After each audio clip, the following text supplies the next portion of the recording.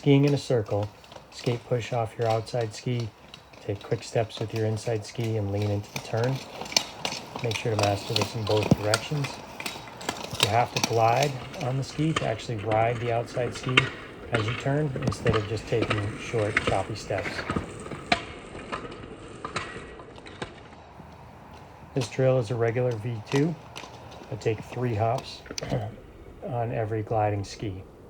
Make sure to keep your body weight stacked as possible, hips and shoulders right on top of the gliding ski each time. This is a V2 stroke with an exaggerated glide phase.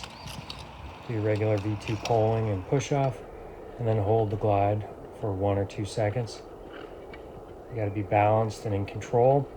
Again, you want to keep the hips and shoulders stacked over the gliding ski.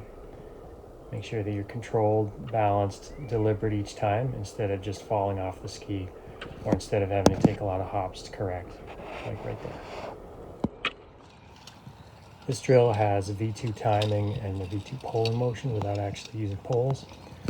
So you want to drop your knee, drop your weight down onto the ski, load the ski at the same time as your imaginary pole plant.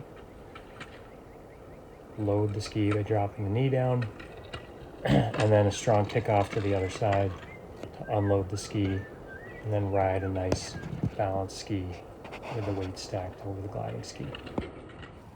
For this drill, you're going to start out stationary with your skis in a V. Press your knees forward, drive the weight into the balls of your feet with a nice sharp flex of the ankle, and get those skis unstuck and moving.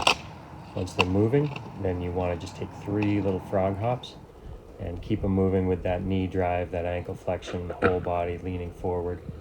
And once you've got the skis going, you're taking 3 hops, just gently step from ski to ski with your weight on the front of your foot. With 1 ski off and 1 ski on, set yourself up as if for a classic stride by fully committing your weight to the booted foot and then swinging the ski leg forward to glide in a nice, stable position. Be sure to use your arms to help generate momentum along with the leg swing. And on the kicking foot, then drop your weight down right through the ball of your foot.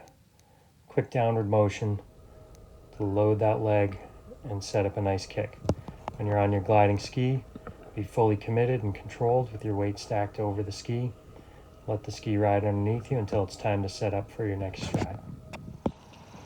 With the overglide drill, you're going to hold an extended gliding position, exaggerate it for a little bit, just get in that nice extended position with your hand forward, your back leg just sort of hanging.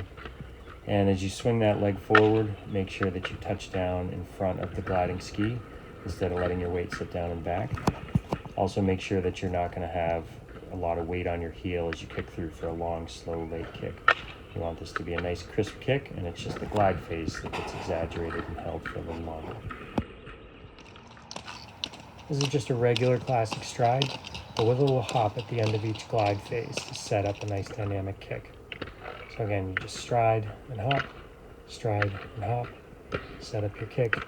Try to keep it as real as possible with just a slight exaggerated upward lift at the end of your glide phase. Here we're imitating a sprint style or an uphill style double pole. The hands are rising right up with the hips, and they're supported by a nice spring of the legs, just like in a broad jump. So launch yourself forward with the legs with the arm swing. Let the hips project out in front of your feet for an instant, as if you're about to fall onto those poles.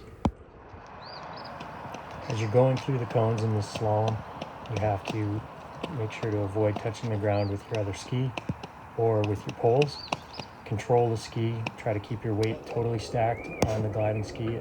Take a lot of little hops to change direction and just stick the landing each time.